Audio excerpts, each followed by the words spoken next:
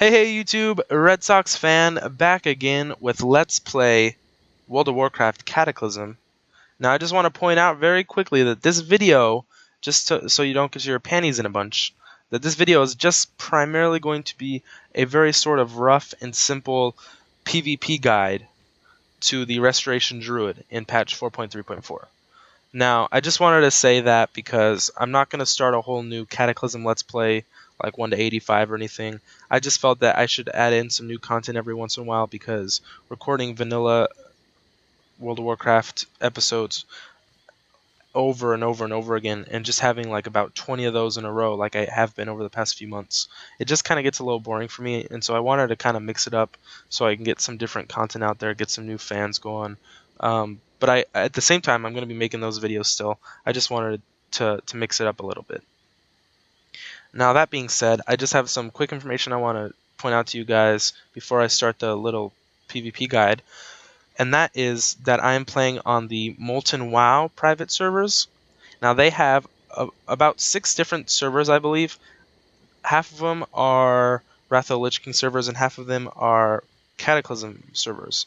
And this one specifically that I'm playing on is their Cataclysm 4.3.4, obviously, Arena Realm, which is an instant 85, and there are some gear vendors down here. Conquest vendors and honor quartermasters, and just a bunch of gear vendors, your glyph vendors, your enchanters, your profession trainers. So it's very easy to gear up and just start PvPing right away on this realm, and it's a really fun realm. It has a pretty large group of dedicated PvPers, about 2,000 at peak, which is pretty nice. And at the same time, it's also an arena realm, so there's 2v2 going on. I'm not sure about 3v3 or 5v5. I'm not sure if those have been implemented yet. I know for sure that 2v2 has, but I'm not sure about the other two because I haven't really been playing this realm that much. And at the same time, I don't really arena. I mainly just battleground. And now that being said, I have to talk about what battlegrounds they offer on this realm. Warsong Gulch is one. Twin Peaks, Arathi Basin, and Eye of the Storm are all working very perfectly, very, very good. And those are some of my favorites, actually. So I'm very lucky that they have all those working. And just recently, I believe about a week ago, they just implemented Alteric Valley, which used to be my favorite battleground, but I kind of got annoyed by it after doing it so many times in Cataclysm. So that's one of my lesser battlegrounds, but I still like it. So that was just implemented a few weeks ago, and it still has some bugs, mainly just aggroing issues with the NPCs outside of the boss hold and sometimes with the bosses. But I think those should be fixed up pretty soon because the people working on Molten WoW are pretty dedicated to these servers, and I applaud them for that. Now, with that all being said, I will go ahead and delve right into the PvP guide.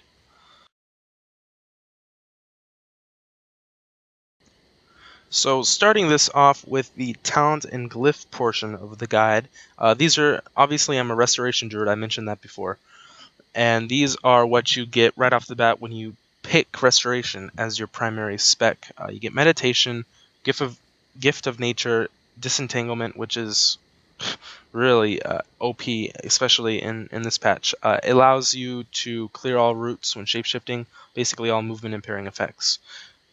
In addition to snares while you shapeshift. So shapeshifting back and forth between travel form and your human form will clear you of basically all movement impairing effects for the most part.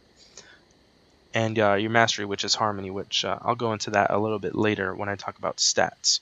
And now this is the spec that I chose.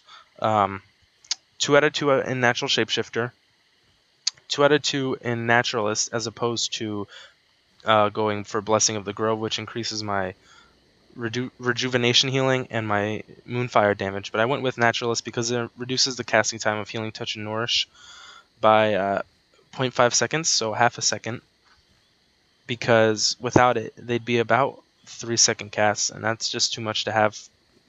That's just too high of a cast time for these 2 spells because they're really key. But I'll go over spells in a little while.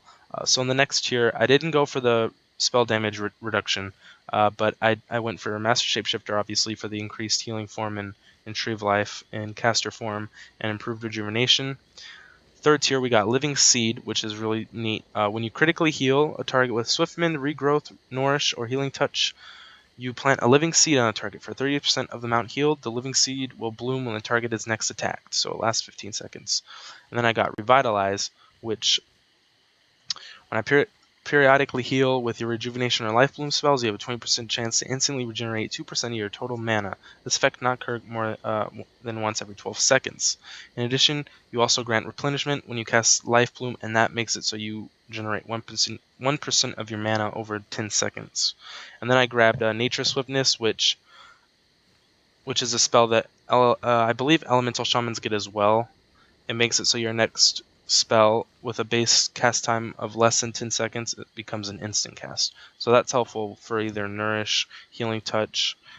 Entangling Roots, not so much, because it's only a 1 second cast, so it's not too bad. But down here we got Nature's Bounty, which increases the critical effect chance of your growth by 60%. In addition, when you have Rejuvenation active on 3 or more targets, the cast time of your Nourish spell is reduced by 30%. And then I went for Empowered Touch, increases the direct healing of my Healing Touch, Regrowth, and Nourish, and grants those spells a 100% chance to refresh the duration of your Life Bloom on my targets.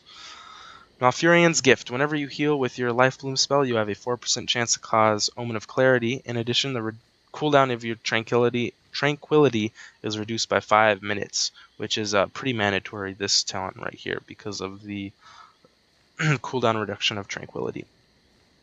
Efflorescence. Your Swiftmend spell causes healing flora to sprout beneath the target, restoring health equal to 12% of the amount healed by your Swiftmend to the 3 most injured targets within 8 yards every 1 second for 7 seconds. And then I grabbed Wild Growth, which is basically another mandatory, because if you're going to spec into Resto, you're sure as hell going to get Wild Growth and Tree of Life. But then I did not grab Nature's Cure or Nature's Ward, which I felt like those two were kind of not useless, but not as effective as going for the spell talents over in Balance.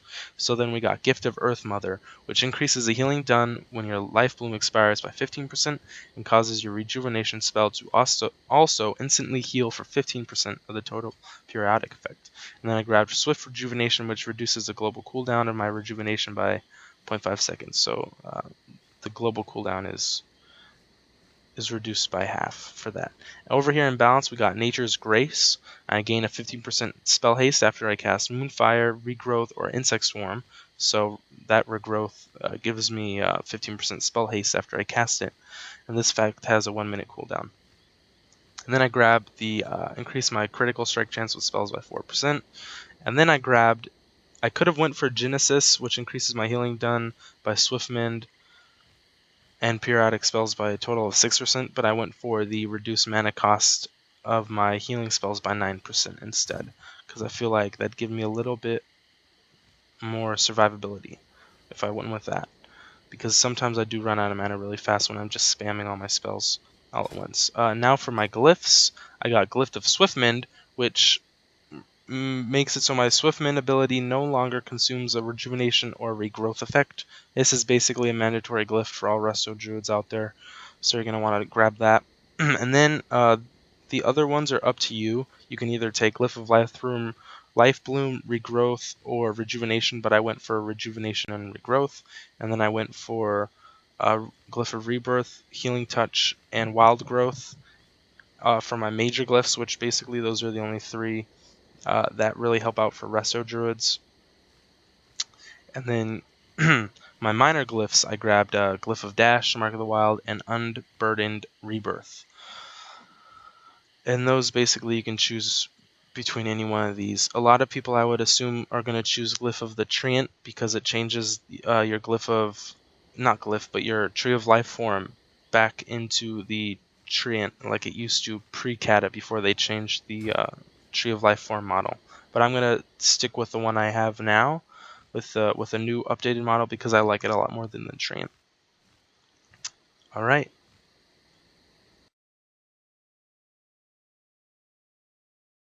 Okay guys, now I'm going to be talking about stats, your primary stats, and stat priority for Resto Druids. Now the main stats, there are only a few primary stats that you should be worrying about stacking on a Resto Druid for PvP, and they are as follows. 1. Intellect, 2. Spirit, and 3. Resilience.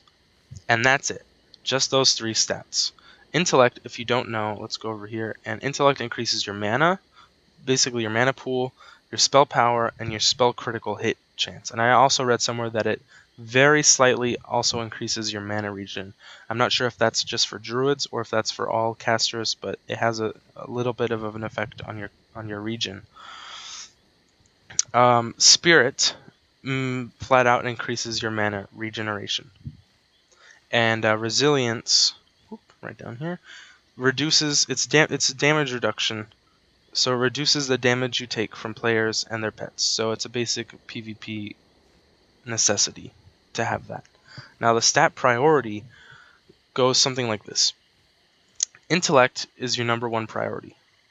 And then if you arena, it would be get your spell hit chance to 4%, so it takes away the chance for you to miss your targets. And then after that, your third priority is going to get your spell penetration up to 195 so that enemies can't resist your spells. But since I'm not not going to do any arenas at all on this server, I decided not to grab the spell hit and spell pin because I mainly just focus on healing. I don't really focus too much on enemies and trying to attack them, other than putting up a cyclone here and there, as you'll see in the gameplay footage. And then after the spell pin, so basically it goes resilience, and then spirit, and then haste, and then mastery, and then crit. But since I'm not doing the spell hit or the spell pin, my stat priority goes like this: intellect, resilience, spirit, and then haste, and then mastery, and then crit. But for this patch, 4.3.4, haste, mastery, and crit are all pretty useless for Resto Druids to have. So if you can, take gear and enchants and gems that have either intellect, spirit, or resilience over the haste, mastery, and crit.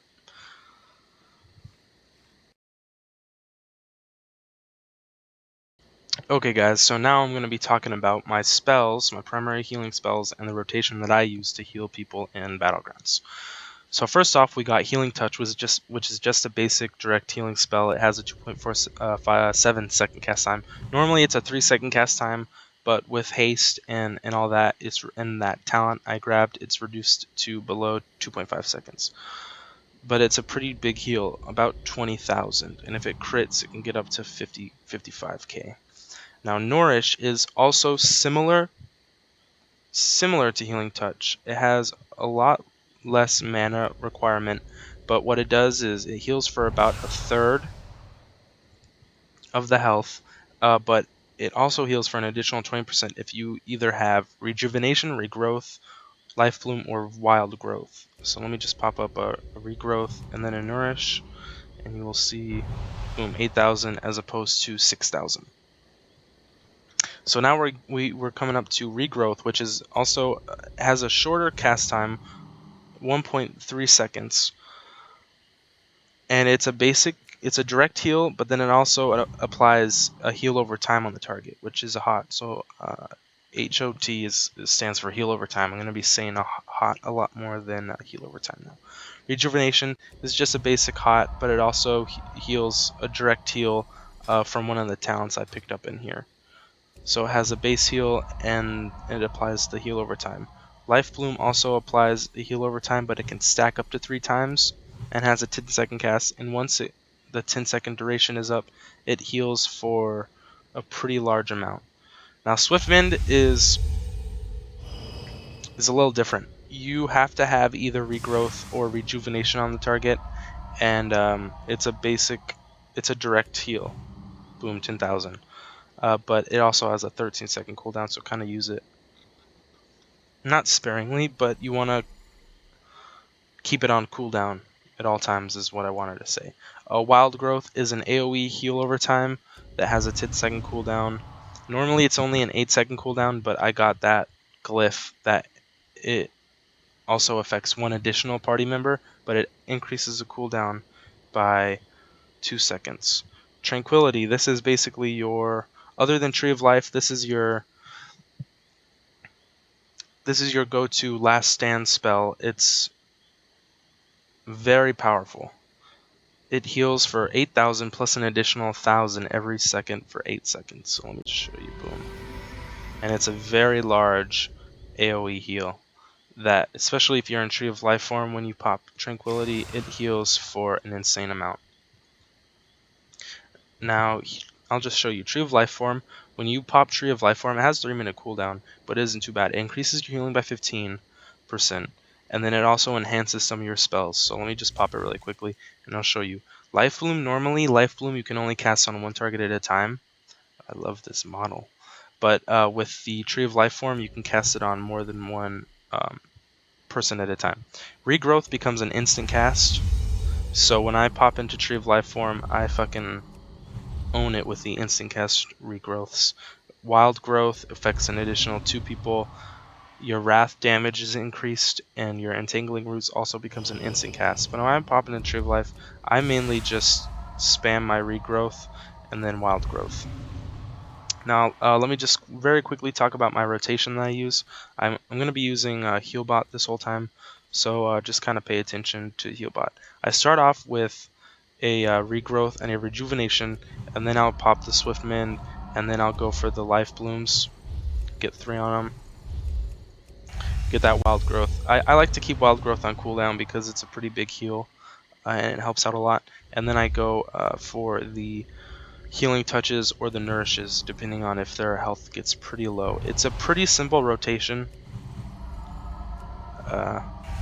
but you know, it does the job, and my mana doesn't get too low. If your mana gets too low, you can always Innervate yourself, which causes you to regenerate 20% of your mana over 10 seconds. So that's it for the PvP guide. I hoped I basically covered everything that was essential for you to start PvPing as a Restored Druid on patch 4.3.4. I hope you guys thought it was informative and entertaining, slightly anyway, in the slightest. But yeah, I hope you guys enjoy the gameplay. And until next time, guys, stay classy and peace out.